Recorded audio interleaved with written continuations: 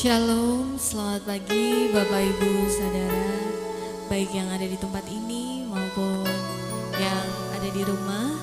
Bagaimana kabarnya hari ini? Saya harap semuanya luar biasa. Amin. Amin. Mari sebelum kita mulai ibadah pagi hari ini, mari kita satukan hati kita mau berdoa. Bapa di dalam surga, kami mengucap syukur Tuhan. Kami berterima kasih Bapa untuk kebaikan-Mu di dalam kehidupan kami. Terima kasih untuk satu minggu yang luar biasa ini Bapa. Tuhan menyertai setiap kami untuk kami boleh melakukan setiap kegiatan kami, setiap pekerjaan kami, apapun yang kami lakukan. Terima kasih Tuhan sudah memberkati semuanya Bapa. Dan di pagi hari ini Tuhan kami datang, kami menghampiri kembali Tuhan hadirat-Mu Bapa. Layakan setiap kami Bapa untuk memberikan pujian, penyembahan kami Tuhan, untuk memuliakan nama-Mu, untuk menyenangkan hati-Mu Bapa. Jamah setiap kami Tuhan, kami ingin rasakan hadirat-Mu lebih lagi. Meskipun Tuhan tidak semua bisa datang ke tempat ini Bapa, tapi ya kami yakin meskipun kami dari rumah Tuhan, kami juga bisa tetap merasakan hadirat-Mu Bapa. Terima kasih Tuhan Yesus, terima kasih. Kami anak-anak-Mu, kami siap Tuhan untuk memuji, untuk memuliakan nama Tuhan, untuk menyembah nama-Mu, untuk meninggikan Engkau Tuhan. Hanya dalam nama Tuhan Yesus. Haleluya. Amin. Kita mau pujikan kasih setia.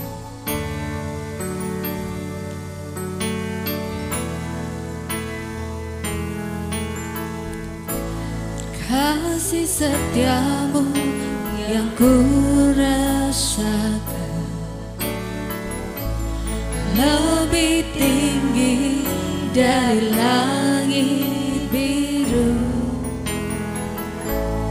Kebaikan-Mu yang telah Kau nyatakan lebih dalam dari lautan.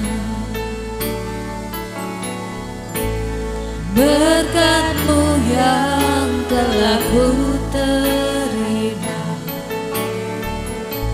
sempat membuatku terpesona. Apa yang tak pernah ku pikirkan, yang Kau sediakan bagiku. Siapakah aku ini Tuhan? Jadi biji mata-Mu, dengan apakah ku balas Tuhan selain puji dan sembahkan.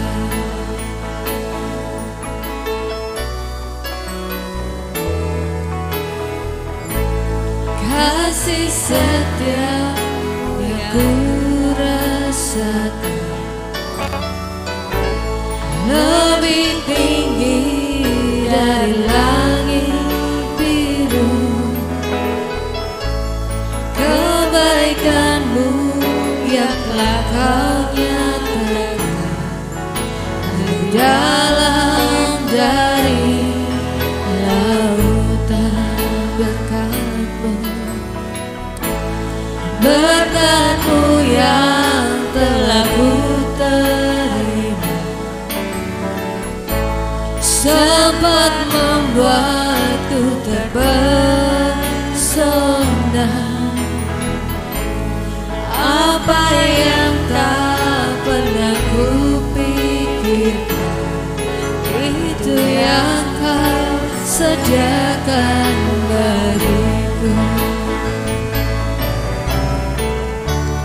Siapakah aku ini Tuhan?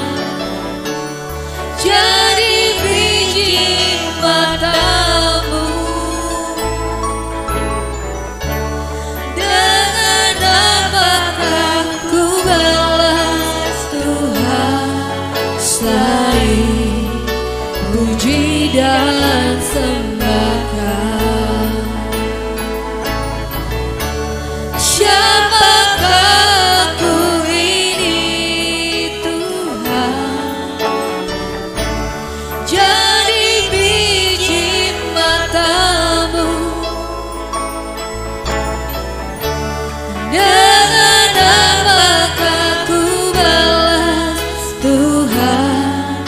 selain puji dan sembah Kau. Sekali lagi kita mau katakan lebih lagi kasih setia. Kasih setiamu yang ku rasakan lebih tinggi dari langit biru. Kebaikanmu yang telah Kau nyatakan dari dalam dari lautan. Berkat-Mu yang telah ku terima sempat membuatku terpesona. Apa yang tak pernah ku pikirkan, itu yang Kau sediakan bagiku. Siapakah aku ini Tuhan? Jadi biji mata-Mu.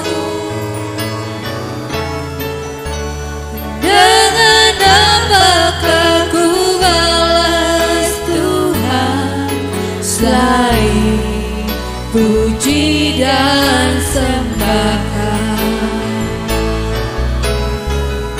Siapakah aku ini Tuhan? Jadi biji mata-Mu. Dengan apakah ku balas Tuhan selain puji dan sembah Kau? Kita mau katakan siapakah aku ini? Siapakah aku ini Tuhan? Jadi biji mata-Mu. Dengan apakah ku balas Tuhan selain puji dan sembah Kau? Selain puji dan sembah Yesus.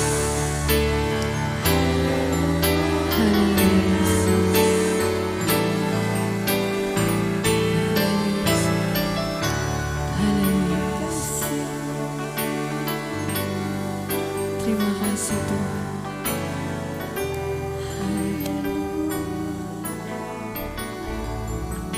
Terima kasih Bapa.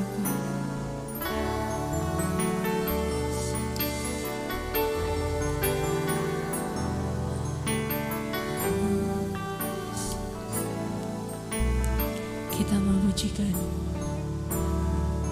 ku bersyukur padamu.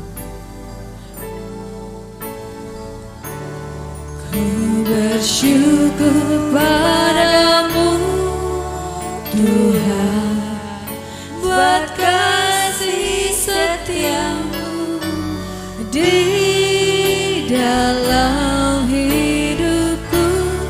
Anugerah-Mu besar bagiku.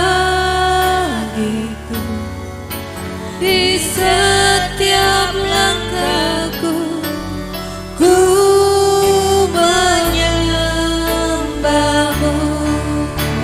Syukur padamu Tuhan, buat kasih setiamu di dalam hidupku.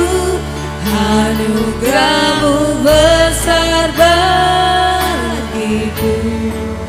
Di setiap langkahku ku memuja-Mu. Bersyukur padamu Tuhan, buat kasih setiamu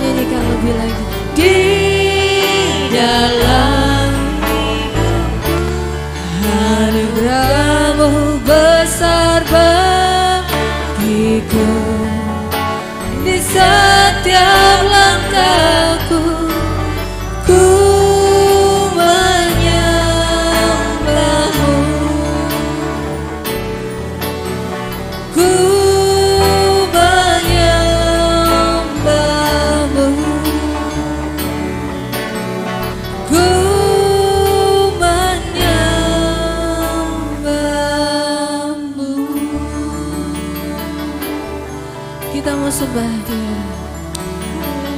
Oh, haleluya, haleluya.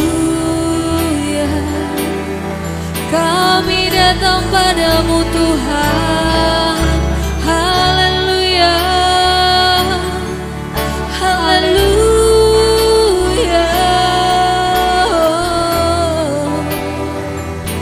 Oh, kami datang padamu Yesus.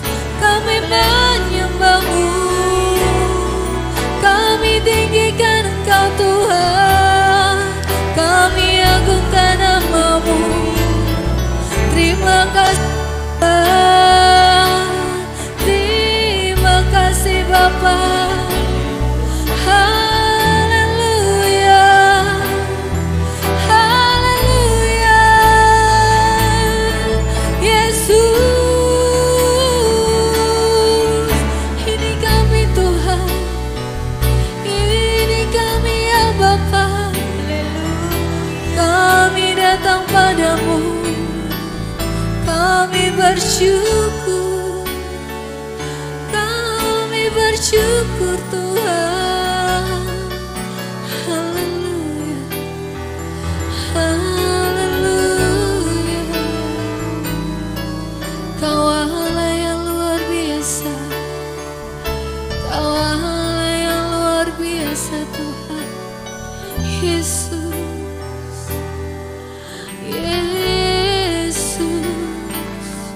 glory bagi nama-Mu, glory bagi nama-Mu Tuhan, glory bagi nama-Mu. Haleluya, haleluya.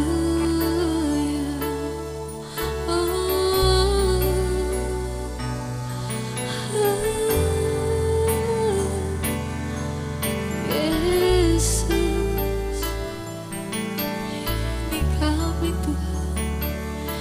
ini kami ya Bapa, ini hidup kami Tuhan. Terima kasih Yesus. Kau Allah yang baik, Kau Allah yang luar biasa. Terima kasih Tuhan. Kami bersyukur Tuhan, kami punya Engkau di dalam kehidupan kami. Kami bersyukur karena sedetik pun Tuhan kami tahu Tuhan tidak pernah tinggalkan kami. Terima kasih Tuhan Yesus. Meskipun saat-saat ini Tuhan, situasi mungkin tidak mudah, tidak gampang Tuhan. Tapi kami tahu Tuhan, kami punya Engkau yang menjadikan kami biji mata-Mu Bapa. Dan kami percaya Tuhan, Kau nyatakan kuasa mujizat-Mu setiap hari di dalam kehidupan kami. Terima kasih Tuhan Yesus. Haleluya. Kita mau sekali lagi sembah Dia. Haleluya, haleluya. Yesus, Yesus, kami sembah Engkau Tuhan, kami sembah Engkau Yesus. Haleluya, terima kasih Tuhan, terima kasih Bapa. Glory bagi nama-Mu, Kau Allah yang layak kami tinggikan, nama-Mu yang dimuliakan, nama-Mu yang kami sembah. Oh haleluya, haleluya.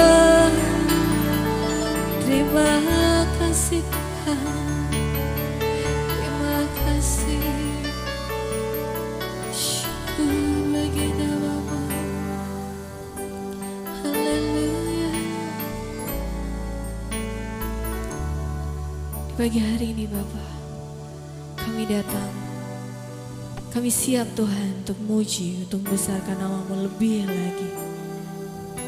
Biarlah sukacita kami Tuhan, biarlah pujian kami Bapa boleh menyenangkan hati Tuhan. Terima kasih Bapa, terima kasih. Kami anak-anak-Mu Tuhan, baik yang di tempat ini, baik yang di rumah. Kami siap Tuhan untuk memuji, untuk meninggalkan nama-Mu. Hanya dalam nama Tuhan Yesus yang siap untuk memuji Tuhan, kita mau sama-sama katakan amin. Haleluya. Bapak Ibu Saudara semuanya bersukacita? Amin. Oke, saya undang Bapak Ibu Saudara maupun yang di rumah, silakan kita mau bangkit berdiri bersama-sama, kita mau pujikan Jalan Bersama Dengan Yesus Manise.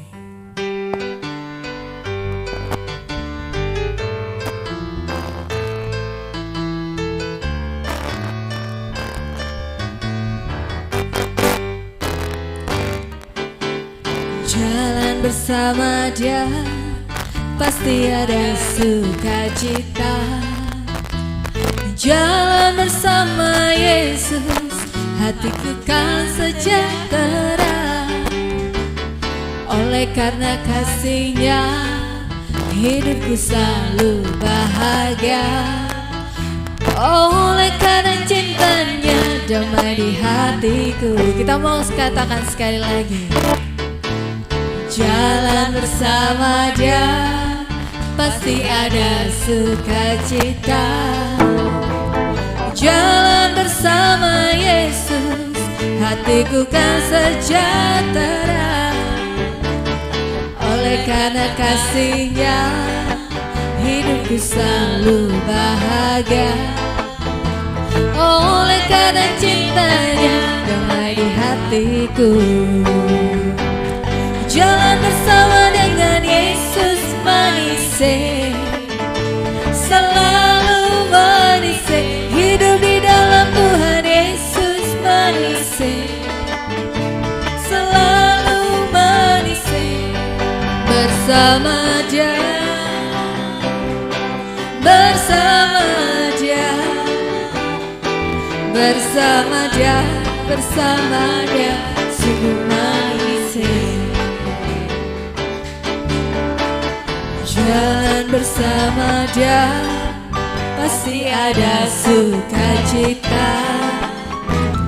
Jalan bersama Yesus, hatiku kan sejahtera. Oleh karena kasih-Nya, hidupku selalu bahagia. Oleh karena cinta-Nya, damai di hatiku. Sama-sama kita katakan, jalan bersama dengan Yesus manise, selalu manise. Hidup di dalam Tuhan Yesus manise, selalu manise. Bersama Dia, bersama Dia, oh, bersama Dia, bersama Dia. Sekali lagi, jalan bersama dengan Yesus manise, selalu manise. Hidup di dalam Tuhan Yesus manise, selalu manise. Bersama Dia, bersama Dia, oh, bersama Dia, bersama Dia, sungguh manise. Bersama Dia, bersama Dia, sungguh manise. Bersama Dia, bersama Dia, sungguh manise. Sekali lagi kita mau katakan, bersama Dia, bersama Dia. Kita mau katakan bersama-sama, sungguh manise. Haleluya. Saya persilakan Bapak Ibu untuk bisa duduk kembali.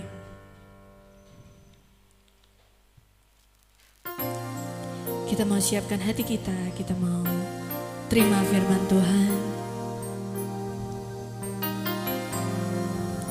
Kita mau pujikan Tuhan di hidupku.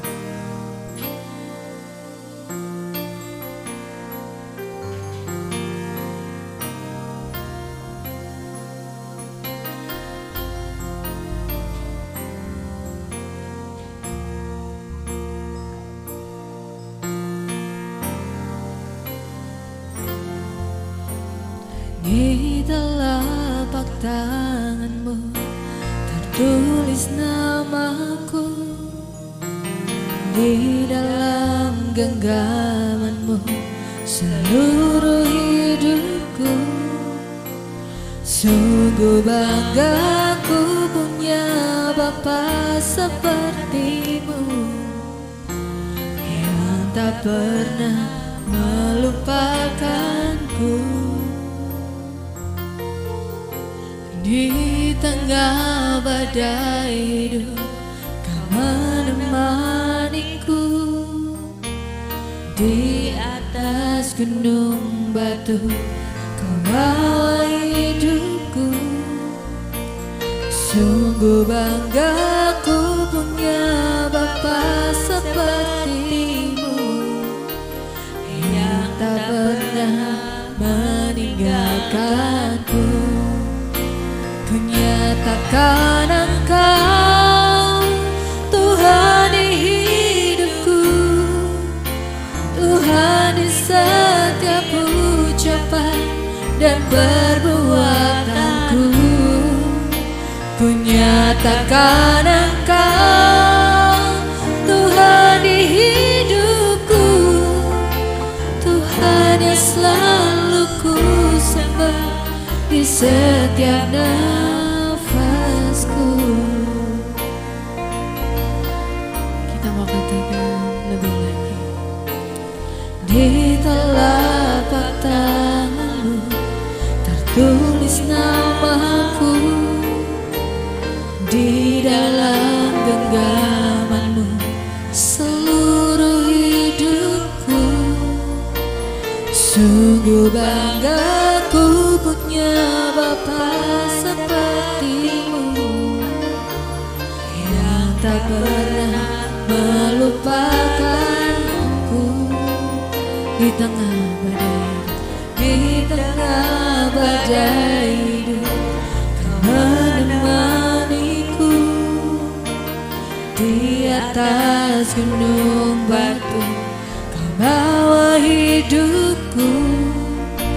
Sungguh bangga ku punya Bapa sepertimu, yang tak pernah melupakanku. Ku nyatakan Engkau Tuhan di hidupku, Tuhan di setiap ucapan dan perbuatanku. Ku nyatakan Engkau Tuhan di hidupku, Tuhan yang selalu ku sembah di setiap nafasku. Ku nyatakan Engkau Tuhan di hidupku, Tuhan di setiap ucapan dan perbuatanku. Ku nyatakan Engkau Tuhan di hidupku, Tuhan yang selalu ku sembah di setiap nafasku. Kita mau katakan dengan lembut. Ku nyatakan Engkau Tuhan di hidupku, Tuhan di setiap ucapan dan perbuatanku.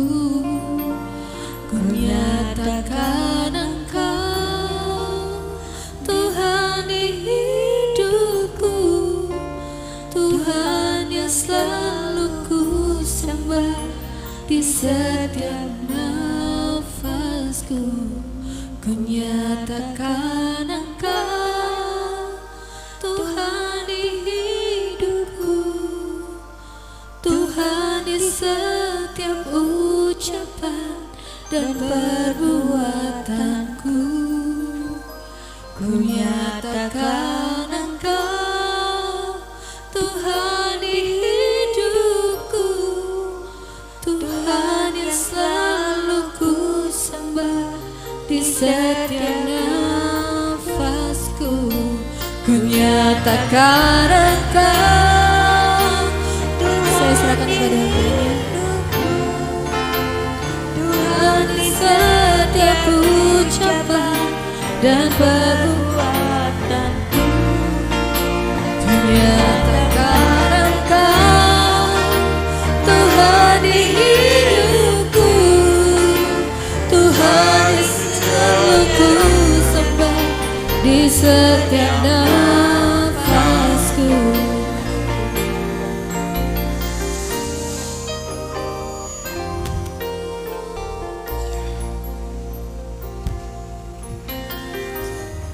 Tuhan Yesus yang baik, kami bersama-sama bersyukur di hadapan-Mu Bapa, karena hari ini kami boleh menghadap kembali bersama-sama untuk berbakti, beribadah kepada-Mu. Dan ini tadi Bapa, puji-pujian yang kami naikkan untuk kemuliaan dan hormat nama Tuhan. Dan sekarang ya Bapak, tiba saatnya kami boleh bersama-sama untuk belajar dan mendengar firman Tuhan yang menjadi satu kerinduan hidup kami untuk bisa mengubah hidup yang kami hidupi ini seiring dengan hidup yang baru di dalam Yesus. Tuhan, terima kasih. Kiranya Tuhan mengurapi kami bersama-sama.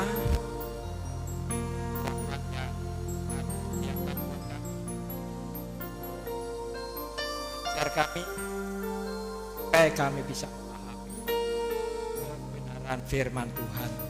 Terima kasih Bapak, di dalam nama Tuhan Yesus Kristus kami naikkan doa ini. Amin. Assalamualaikum.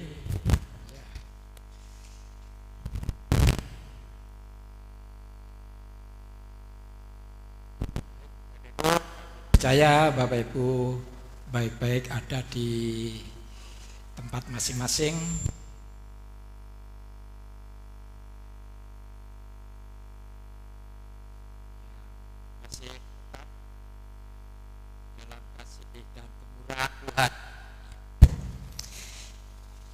Puji nama Tuhan. Sebelum saya akan menyampaikan firman Tuhan, ya saya sedikit menjelaskan mengenai yang saya miliki, yaitu Alkitab terjemahan yang modern, ya. Jadi Indonesia, ya, Modern Bible gitu ya. Jadi IMB ya. Di situ nyata sekali penggunaan tentang Tuhan, Allah atau Elohim di situ terpisah-pisah gitu ya. Punya apa ya? Punya pengertian yang lain gitu. Bisa kita mengerti dengan jelas ya. Sebab kalau di dalam terjemahan yang baru, Alkitab kita yang lama seperti ini gitu, itu jumbo antara Tuhan, Allah, lalu ilah, Allah kecil, Tuhan, huruf besar semua. Itu kita nggak bisa tahu. Kalau sambil membaca mungkin tahu tapi juga masih rancu gitu. Nah ini coba saya jelaskan sebentar saja. Kalau di dalam IMB, terjemahan IMB, itu kata Tuhan, itu huruf besar semua, Tuhan, huruf besar semua, itu artinya Yahweh, ya, Yahweh. Terus Tuhan, T-nya saja yang besar, Tuhan, T besar, itu artinya juga Tuhan, sama. Ya, Tuhan. Tapi T yang kecil Tuhan pakai T kecil itu disamakan dengan Tuan. Ya, jadi di situ ada beda antara Tuhan yang mempunyai maksud Yahweh dan Tuhan dengan maksud yang sama Tuhan, dan Tuhan yang dimaksud dengan Tuan, ya. Lalu kalau di terjemahan yang lama, terjemahan baru gitu, ada kata Allah, ya, Allah, artinya A-nya besar, lainnya kecil. Ya, biasa kita kalau menulis Allah gitu, A-nya besar tapi yang lainnya huruf kecil. Itu diterjemahkan kalau di EB itu Elohim, ya, Elohim. Ya. Terus Allah, kata Allah, A-nya saja yang besar, ya, A pertama yang besar itu jadi Allah, lah-nya itu kecil, huruf kecil. Itu sama dengan yang dimaksud dengan Yahweh, ya, Yahweh. Terus ada lagi Allah tulisan kecil semua, huruf kecil semua, Allah, ya. Itu menunjuk kata ilah, ya. Nah, di dalam terjemahan IMB kata Allah sudah tidak ada, sudah diganti Yahweh, Tuhan, atau ilah, atau Tuan, gitu ya. Tuan, jadi Tuan, ilah nggak ada ya. Ya. Jadi kalau di kitab terjemahan lama, terjemahan baru, Alkitab yang lama itu masih ada Allah besar semuanya, ada Allah kecil semuanya, ada Tuhan juga, ada Tuan. Jadi wah, sulit kita membedakan, apalagi kalau hanya mendengar itu. Jadi kalau IMB itu enak kita membaca, kita mendengar, itu ada pilah-pilahnya sehingga mempunyai arti yang berlainan gitu. Ya, jadi tidak jumbo. Ya, baik, itu saja sedikit yang saya beritahukan. Dan mari kita masuk di dalam satu paparan firman Tuhan hari ini. Ya, kita sama-sama kita akan melihat kata cobaan dan kata ujian gitu ya. Ujian, cobaan itu kadang-kadang jumbo ya. Kita nggak bisa membedakan cobaan itu apa, ujian itu apa gitu ya. Nah, itu kalau kita ditanya seperti itu, ya nggak bisa menjawabnya secara tepat gitu. Tapi mari kita hal ini ya kita bisa membedakan sedikit dalam arti yang simpel atau biasa. Mungkin itu hanya untuk menolong sementara ini, untuk menolong kita untuk mengetahui antara pencobaan dan ujian gitu ya. Hampir sama ya, hampir sama, tapi sebenarnya itu tidak sama. Kalau cobaan itu yang jelas itu di dalam surat Yakobus ya, pasal 1 ayat 13 di sana dikatakan bahwa Tuhan tidak pernah mencobai ya, dan Tuhan tidak dicobai oleh yang jahat ya. Tapi yang jelas Tuhan tidak pernah mencobai oleh kepada siapapun ya. Jadi kalau aduh aku sakit, aku kena cobaan ya. Waduh aku mau kecelakaan, ini aku sedang kena cobaan, dan macam-macam seperti itu.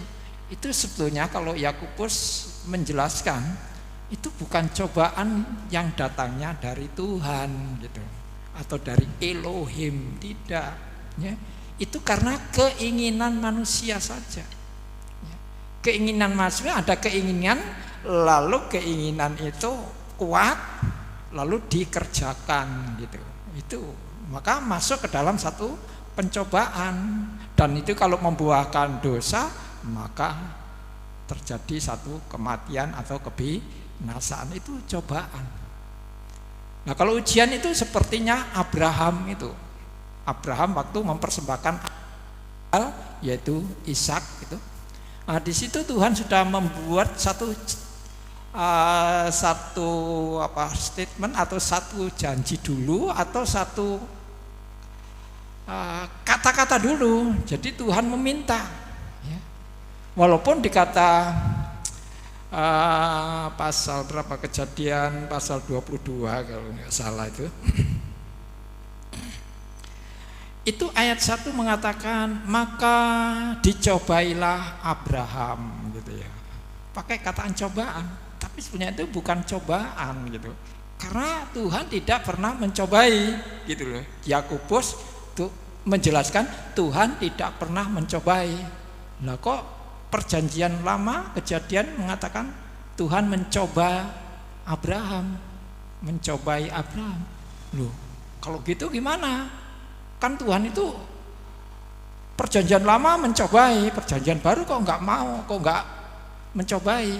Nah, di situ mungkin hanya terjemahan saja yang keliru barangkali. Ya saya sendiri tidak tahu bahasa aslinya, tapi tidak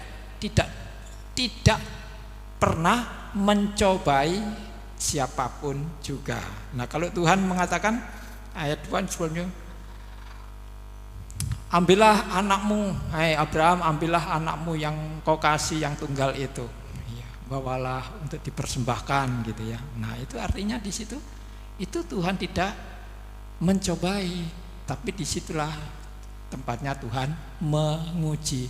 Jadi pengujian memang itu dari Tuhan, sudah seperti anak-anak kalau sekolah, anak-anak besok ujian ya, kan gitu.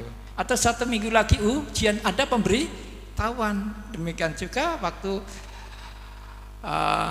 Tuhan mencobai Abraham, dia sudah mengatakan dulu, Abraham siapkan anakmu untuk dipersembahkan di Gunung Muria sana. Nah itu sudah ada. Ya, ada perintah, ada suruhan, ada himbauan gitu.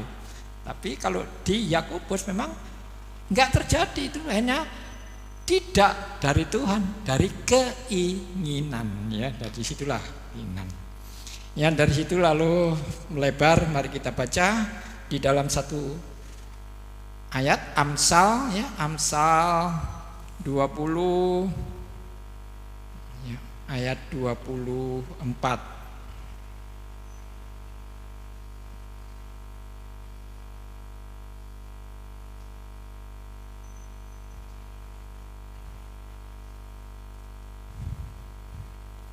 Amsal 20 ayat 24.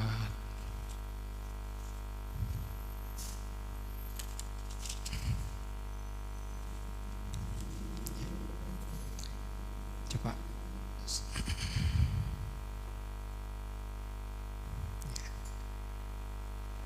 Terjemahan IMB demikian. Amsal 20 ayat 24. Ya. Langkah-langkah orang ditentukan oleh Yahweh. Lalu bagaimana manusia dapat mengerti jalan hidupnya? Ya, kalau terjemahan yang lain ya, dari terjemahan baru, langkah-langkah orang ditentukan oleh Tuhan ya. Tetapi bagaimanakah manusia dapat mengerti jalan hidupnya ya? Jadi Tuhan itu jabatan, Yahweh bukan jabatan lagi. Yahweh itu nama. Nama ya itu. Jadi situ ada perbedaan seperti itu. Tapi tidak usah pusing. Pada intinya adalah maksudnya sama antara Tuhan dan Yahweh, yaitu orangnya itu satu gitu ya. Itu. Ya. Jadi kalau langkah-langkah manusia ditentukan oleh Yahweh atau Tuhan. Jadi setiap langkah kita, jalan kita, gitu, katakanlah nasib kita, gitu, ditentukan oleh Tuhan. Wah sudah, kayak robot saja ya kita, nggak bisa kemana-mana, ditentukan. Tapi namanya manusia. Apakah bisa mengerti itu? Lalu saya lanjutkan. Bagaimana manusia dapat mengerti jalan hidupnya? Padahal hidupnya ditentukan oleh Tuhan. Tapi bagaimana manusia dapat mengerti bahwa itu jalannya Tuhan? Bahwa yang kulalui ini caranya Tuhan. Bahwa aku berjalan ini yang dikehendaki Tuhan. Gak ngerti aku. Nah, inilah kita yang seperti ini keadaan kita. Ya sekarang ini seperti itu. Keadaannya seperti itu. Tidak akan bisa kita, wah ini cara Tuhan.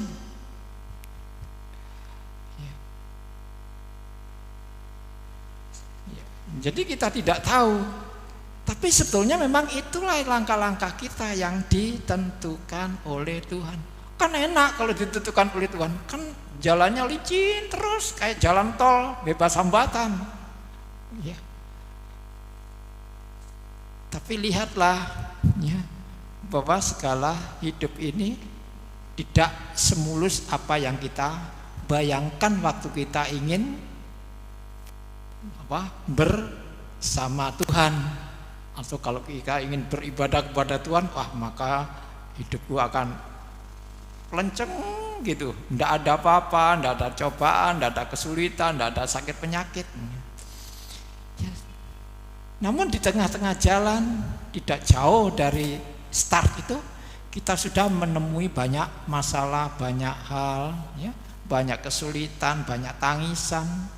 Tapi juga ada kebahagiaan campur aduk di situ, sehingga kita tidak akan bisa mengerti mana yang menurut Tuhan, mana yang menurut diriku sendiri gitu. Ini memang sulit untuk kita bedakan. Tapi firman ini menjelaskan kepada kita bahwa ini loh Tuhan itu ya, menunjukkan kepada kita bahwa segala yang kita lalui, pengalaman hidup kita dari kecil sampai kepada tua itu sudah ditentukan Tuhan. Namun bukan berarti 100% terus atau gimana ya. Ya tidak, tadi ada cobaan juga ada ujian. Kalau ujian memang itu rencana Tuhan. Tapi kalau cobaan itu keinginan kita. Jadi karena kita memakai keinginan hasrat diri kita sendiri dan Tuhan juga memakai caranya, ini sering berbenturan. Walaupun kita ikuti jalan Tuhan, katakanlah 100% kita mengikuti jalan Tuhan, belum tentu kita digiring oleh Tuhan, dibawa oleh Tuhan kepada jalan lebar, aspalan, mulus, tidak ada hambatan, tidak ada lampu abang hijau. Wah itu sudah lonceng terus. Ya, bukan begitu. Satu gambaran yang nyata, waktu Israel keluar dari Mesir, sebetulnya potong kompas gini seminggu sudah sampai. Tetapi apa kata Tuhan? Kalau saya bawa lurus, di lurus itu banyak musuh gitu loh, banyak hambatan. Tapi seminggu sampai. Tapi orang-orang yang ku bawa keluar ini nanti kecil hatinya, tidak akan sampai ke sana, gitu. Ya. Karena melihat musuh-musuh yang ada itu, maka Tuhan membelokkan dengan cara mubeng gitu ya, melambung jauh gitu, supaya mereka nggak ketemu musuh dan jalan terus enak gitu. Namun mereka ngomel, ngomel, nggak ketemu musuh tapi ngomel, nggak percaya tentang pimpinan Tuhan. Lalu mereka jatuh bangun di dalam kesalahan atau dosa, sehingga walaupun mubeng ini mungkin berapa tahun jadi 40 sesuai dengan pelanggaran mereka kan gitu. Ya, seharusnya cuma sikat walaupun lambung, tapi karena pelanggaran itulah maka Tuhan ingin menghabiskan orang yang ngomel tadi, yaitu orang yang keluar dari Mesir tadi, yang atas 20 tahun ke atas mati di tengah jalan. Ya itu maksud Tuhan itu.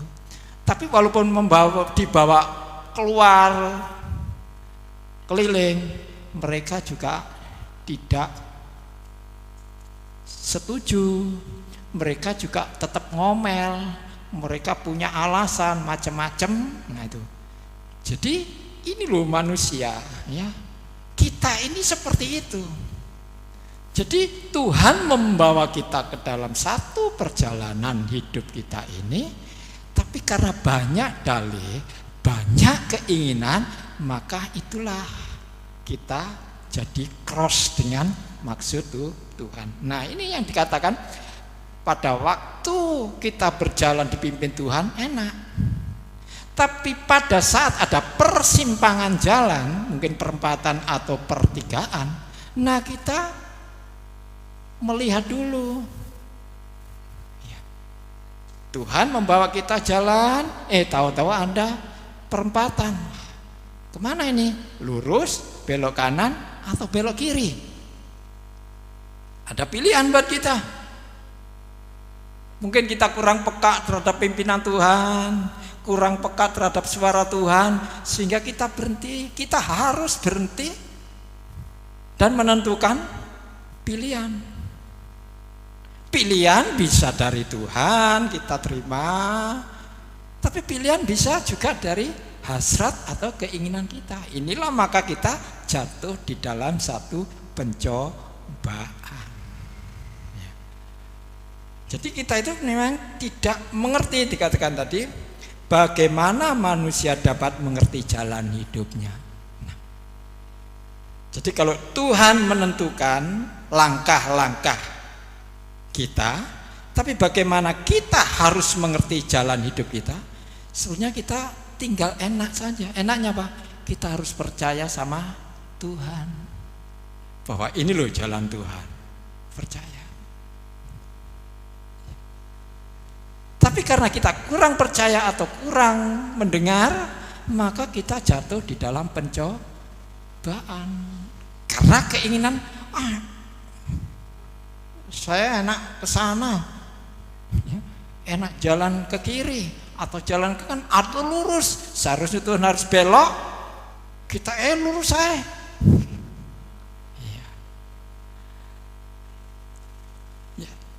Ini kesulitan kita. Kita harus mengerti. Jadi kita anak-anak Tuhan, ya, kita yang menjadi anak-anak Tuhan ini sebenarnya sudah enak kita ini. Kalau kita tinggal di dalam Kristus, kayak pada Tuhan Yesus Kristus, ya cara-cara hidup kita ini dari awal percaya menerima Yesus Kristus sebagai Tuhan dan Juru Selamat sampai pada akhirnya kesudahan langkah kita yang terakhir, kita ini sudah ditentukan jalan, dan itu pasti enak gitu loh. Walaupun kita menghadapi ada sungai harus menyeberang, ada batu harus melingkar, ya. Ada binatang yang buas, bagaimana kita harus berhenti dulu, ya, atau menanti lalu lintas dan lain sebagainya. Itu cara Tuhan seperti itu, ya. Seperti Abraham tadi dicegat oleh persembahkan anakmu di gunung Moria. Ini kan menyakitkan hati, ya. Tapi Abraham mengerti, mengenal Tuhan, mengenal suaranya, dan dia mempunyai sifat yang setia. Itulah maka dipersembahkannya anaknya. Tapi apakah betul akan dipotong lehernya? Tuhan tidak mencegah. Abraham, aku tahu akan isi hatimu. Jangan kau lanjutkan perbuatan itu. Tengok yang di belakangmu. Oh, ada domba menyangkut, tersangkut di semak duri.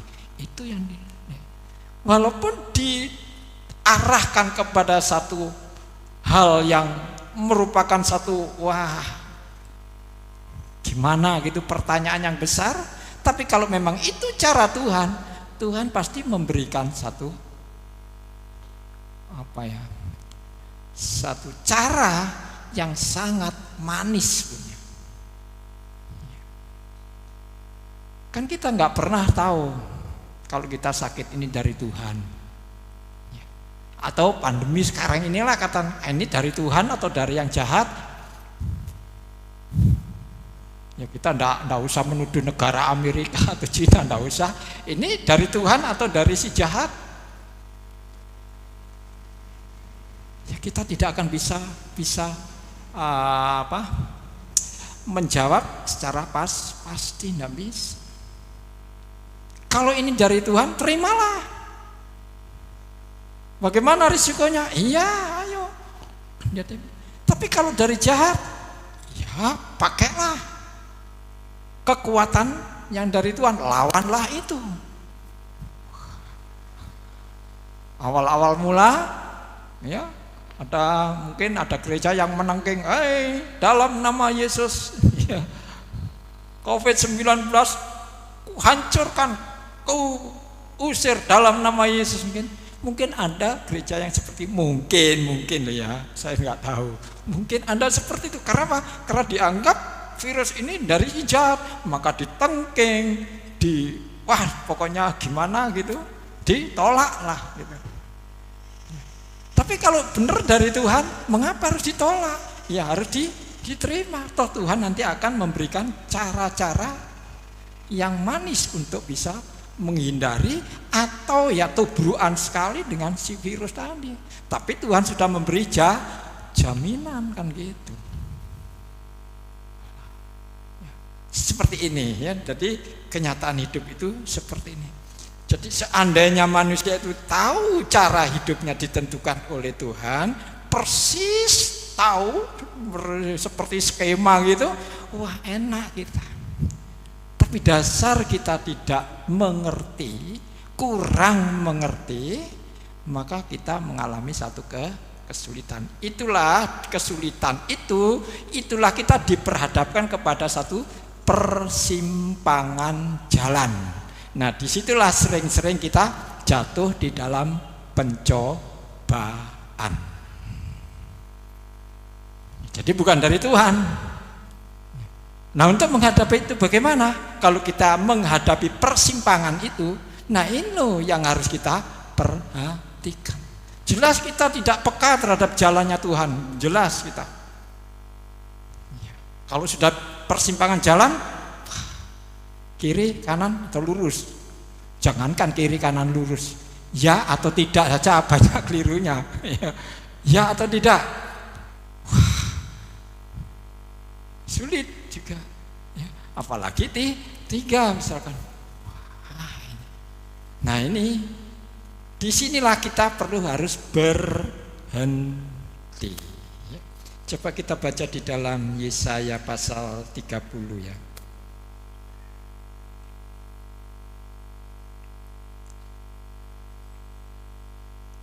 Yesaya pasal 30. Nah itu saya akan membaca ayat 1, 2, dan 7 ya. Sisanya nanti baca Anda, nanti boleh dibaca nanti sore atau besok pagi, terserah. Saya akan bacakan ayat 1, 2, dan 7 ya. Yesaya 30 ayat 1. Celakalah bagi anak-anak para pemberontak, firman Yahweh, yang membuat rancangan tetapi bukan dari aku, artinya Tuhan, dan yang mencurahkan persembahan curahan tetapi bukan dari rohku, rohnya Tuhan, sehingga membuat dosa bertambah. Ayat 2. Siapakah yang berjalan turun ke Mesir, tetapi mereka tidak bertanya kepadaku untuk mendapatkan perlindungannya di benteng Firaun dan menjadi percaya kepada bayangan Mesir. Ayat 7.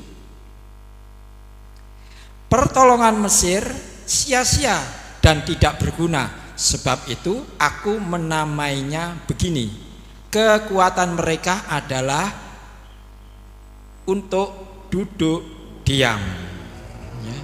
Aku menamai begini, artinya aku di sini Tuhan ya. Kekuatan mereka adalah untuk duduk diam.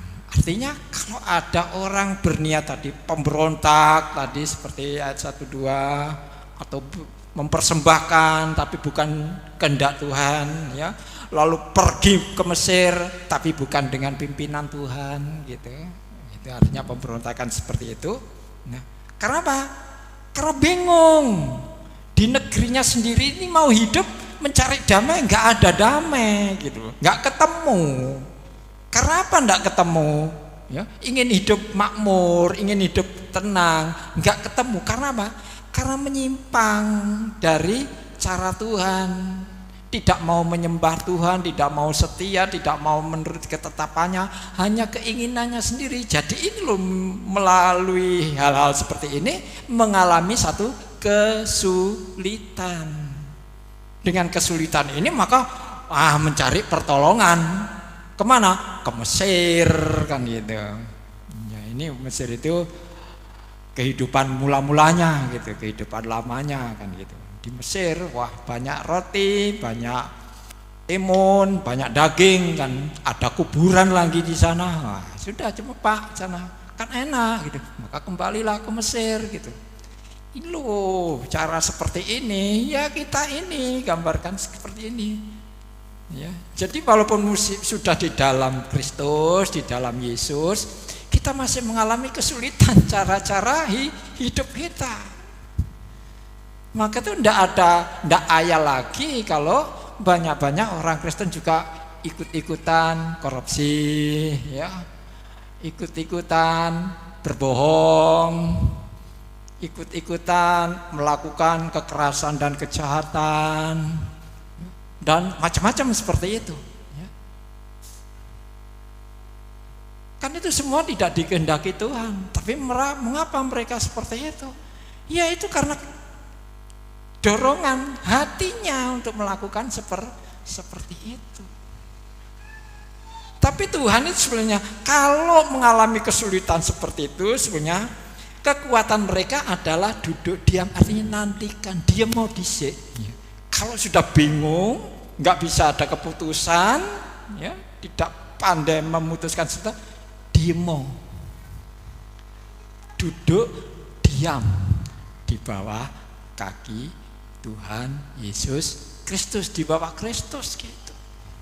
Maksud Tuhan itu ya, kalau nggak tahu ya, cara jalan hidup yang kutunjukkan seperti itu, misalkan tundan, tenangon, diemo ya. Jangan menuruti hatimu, jangan pergi ke Mesir, jangan mempersembahkan apa-apa yang tidak kusuruh kan gitu, jangan memberontak gitu. Jadi Bapak Ibu, ini contoh yang indah sekali yang ditulis oleh Yesaya ini, indah. Ya, jadi kita kalau menghadapi hari-hari kita ini yang agak-agak sulit, yang penuh keraguan, kita tidak bisa memutuskan sesuatu pilihan, ya, atau kita sedang ingin sesuatu tapi ya belum tercapai, coba inilah namanya kita berada di persimpangan jalan. Kita ada di dalam satu pilihan. Nah, untuk bisa memilih dengan tepat atau persimpangan jalan ini dan jalan lagi secara tepat melalui jalan Tuhan, caranya adalah duduk diam, menantikan Tuhan, nantikan Tuhan. Barang sesaat waktunya Tuhan itu, supaya Tuhan memberikan penjelasan. Misalkan Tuhan silakan belok kanan, silakan belok kiri, atau terus saja. Untuk mendapatkan hal-hal seperti itu, petunjuk seperti itu, caranya adalah itulah duduk diam, merupakan satu kekuatan mereka. Tuhan. Contohnya misalkan di Taman Getsemani, waktu Tuhan menghadapi salib, yang ngeri, siapa nggak ngeri? Maka Tuhan perlu berdoa. Bukan hanya sendirian, Petrus, Yohanes, murid-murid, ayo berdoa. Bantu aku, doa aku sulit. Takut aku gitu. Ayo doakan aku tak doa sana. Ayo semua berdoa. Kan gitu. Ya. Sampai-sampai malaikat datang dan menguatkan Yesus. Itu betul-betul Yesus luar biasa ketakutannya. Jadi melihat kematian itu sungguh menakutkan. Orang mau mati itu memang sangat menakutkan kalau saya simpulkan. Ya, pribadi saya kalau menyimpulkan, untuk menghadapi kematian itu ada satu ketakutan sendiri. Ini buktinya Yesus juga takut, dia berdoa. Lalu datanglah malaikat untuk menguatkan. Nah, ada pertolongan malaikat. Soalnya memang Yesus dalam keadaan manusia bugil. Sampai dibuktikan di atas salib, Bapakku di mana engkau? Ada Elohim kan gitu. Berseru-seru di situ. Nah, disitulah keadaan manusiawi itu seperti itu. Jadi kalau tidak disertai oleh Roh Kudus, kita menghadapi maut atau kematian itu sangat takut. Kalau orang itu berani, ya memang rohnya kuat, ada Roh Kudusnya, bisa menghadapi itu. Tapi dalam hati kecil saya, pasti setiap orang itu akan mengalami ketakutan. Kesimpulan, ini hati saya ya, menurut pemikiran saya, Anda tahu, Anda bisa berani tegar, ya terserah, itu jawaban Anda sendiri. Nah, berbahagialah orang yang seperti itu. Tapi pasti ada rasa ketakutan, walaupun kecil sekalipun pasti ada manusia.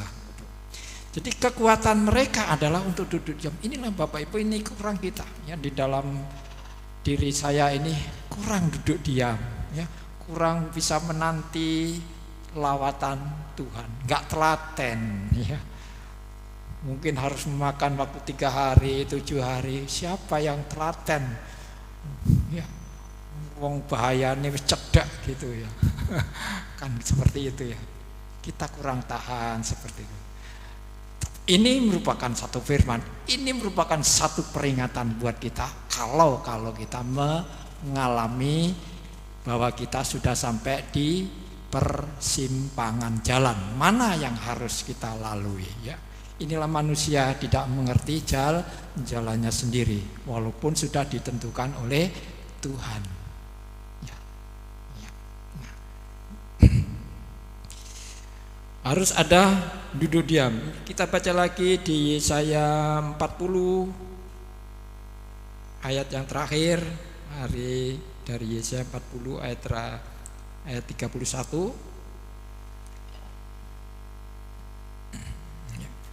Yesaya 40 ayat 31 di situ dikatakan, tetapi orang-orang yang menanti-nantikan Yahweh akan diperbaharui kekuatannya.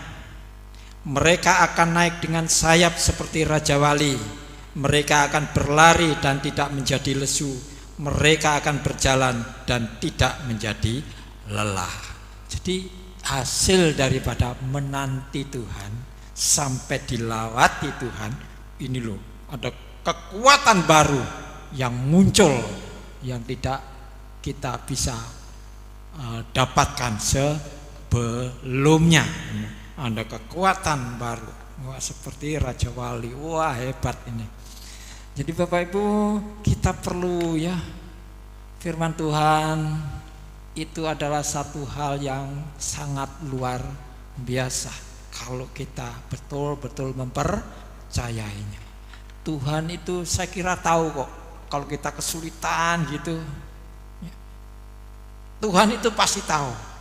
Dan kita perlu menanti loh, cara menanti kita loh, waktu menanti kita ini loh, tenaga menanti daripada kita ini loh yang harus kita siapkan. Firman Tuhan ini jelas, bisa kita pelajari, bisa kita baca, tapi kemauan kita kekuatan kita, ya, waktu kita, apakah kita bisa menyisihkan seperti itu? Ya, karena kita dirundung oleh segala kesibukan, kita terus diburu-buru oleh segala macam-macam persoalan. Jadi untuk waktu menanti Tuhan ini loh yang banyak terganggu. Ya. Karena ini sudah kita ketahui, maka kita pasti akan bisa mengatasi kesulitan yang ada di dalam diri kita ini. Ini petunjuk firman Tuhan. Ya. Kita memang perlu kita membaca firman Tuhan setiap waktu. Ya. Iya Pak Arifin, gampang ini laku. Masa Tuhan akan membedakan seperti itu? Yang sama-sama kita percaya dan berharap sama Tuhan, ya, tinggal percaya kita bagaimana, tinggal penyerahan kita bagaimana. Tuhan banyak cara untuk mengajar kita. Tuhan banyak mempunyai prinsip-prinsip supaya kita mengerti maksudnya Tuhan. Tuhan bisa membawa kita kepada tempat yang tepat. Gitu. Jadi sebenarnya Tuhan sebenarnya yang sibuk itu sebenarnya bukan kita yang sibuk, ya. Tuhan yang sibuk, wah, ngurusi wong sak donya. Sing kono nangis, sing kono bengok-bengok. Ya. Jadi Bapak Ibu, firman Tuhan sangat indah sekali. Seandainya kita bisa menerapkan secara 100%, ya, kita tentu akan menjadi orang yang tidak pernah mengalami satu ketakutan, kegelisahan, kekhawatiran gitu ya, kecil hati, nggak pernah gitu ya. Tapi kita karena kurang ya, tidak mencapai standar yang seperti itu, maka banyak kesulitan ini. Nah, kesulitan ini lalu kita berikan istilah pencobaan. Kalau kita keliru dalam mengatasi atau memberikan keputusan, maka jatuhlah kita dalam kesalahan. Kalau terus menjadi-jadi, ya kita jatuh lagi, ya, menjadi binasa. Wah, kalau sudah binasa, siapa yang bisa menolong? Ya. Ayo kita kembali ke firman Tuhan. Mumpung kita masih seger, mumpung kita masih bisa berpikir, kita bisa share satu dengan yang lain, yuk. Firman Tuhan inilah baik, ya. Dia seperti pedang bermata dua, bisa kiri kanan, ya, bisa kiri, seperti printer itu, shred gini ya. Printer yang gini dulu. Bukan printer yang sekarang ini ya, printer yang dulu kretek gini, kiri kanan bisa nulis gitu, ya itu. Ya, jadi Bapak Ibu, marilah kita memahami. Dan ayat yang terakhir mari kita baca di dalam Hosea ya. Punya masih banyak contoh lagi, tapi tidak usahlah, ini waktunya. Hosea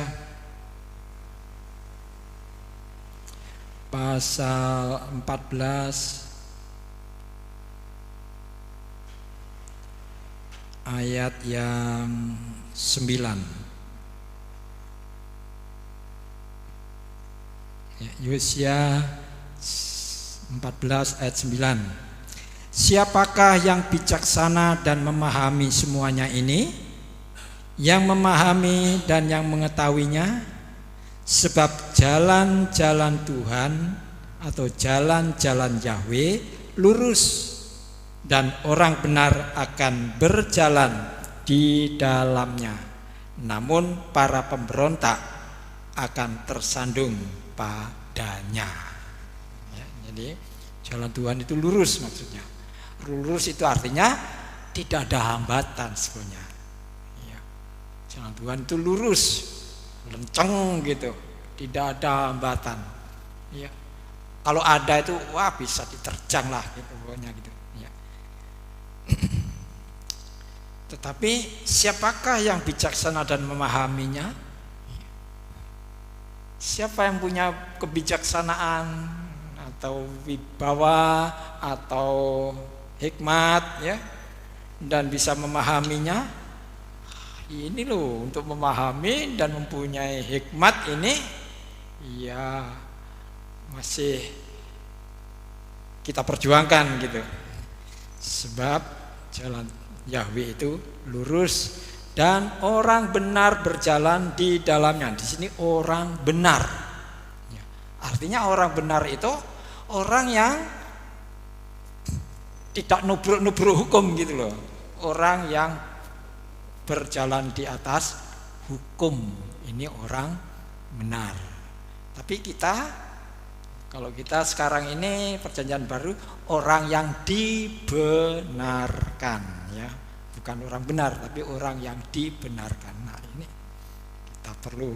Jadi kita perlu hikmat, kebijaksanaan, atau perlu memahami cara-cara Tuhan. Ya, seperti Daud, ya, Tuhan itu gembalaku. Aku dituntun ke padang rumput yang hijau, kepada air yang tenang. Tapi aku juga berjalan di bayang-bayang kematian loh. Tapi Daud bisa, walaupun gitu Daud nggak takut apa, sebab Tuhan membawa tongkat dan gada. Wah, jadi Daud wani gitu loh. Jadi berani menerjang tantangan. Jadi Tuhan memimpin di dalam tantangan-tantangan itu. Tapi kalau Tuhan memimpin dalam tantangan, Tuhan itu nggawa godo, ya, membawa tongkat dan gada. Ya tentu saja yang itu Tuhan, sedang Tuhan itu jaminan, apalagi senjatanya. Wah, sudah hebat, pakai senjata lagi, ya lebih super lagi. Nah, Daud melihat seperti itu. Nah, kita pun apa bisa seperti itu? Ya kita tinggal percaya kepada Yesus Tuhan dan Juru Selamat kita. Puji nama Tuhan. Inilah firman Tuhan yang bisa kita sampaikan hari ini. Mari kita tutup di dalam doa bersama-sama. Ya, naikkan pujian satu lagi mungkin ada. Ya.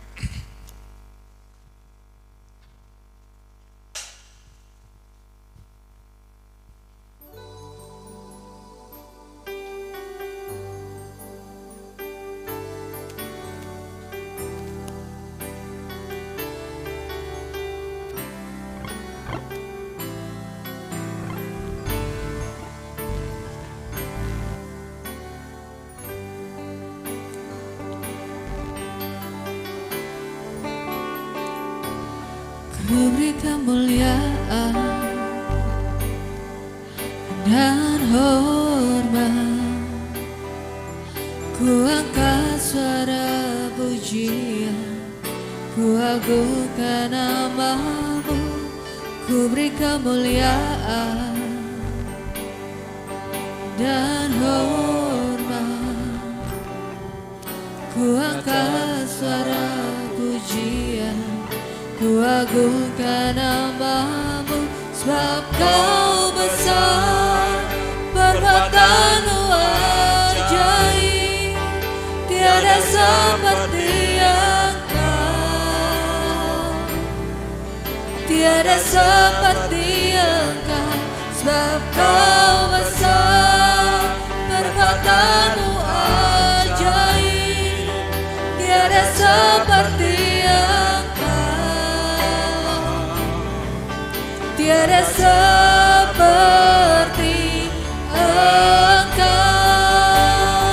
Sebab Kau besar, perbuatan-Mu ajaib, tiada seperti Engkau, tiada seperti Engkau. Sebab Kau besar, perbuatan-Mu ajaib, tiada seperti Engkau,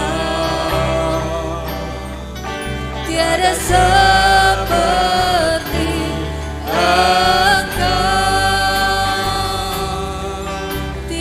seperti Engkau,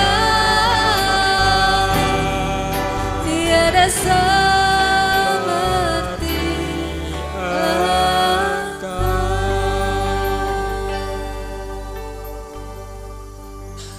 Tuhan Bapa kami bersyukur atas firman-Mu yang telah Kau ajarkan kepada kami. Sungguh Engkau akan sesungguhnya memimpin jalan-jalan kami. Tapi banyak kali kami tidak mengerti hal itu. Firman-Mu mengajar terus Tuhan. Ajari kami untuk bisa mengerti dan memahami kebenaran ini Tuhan.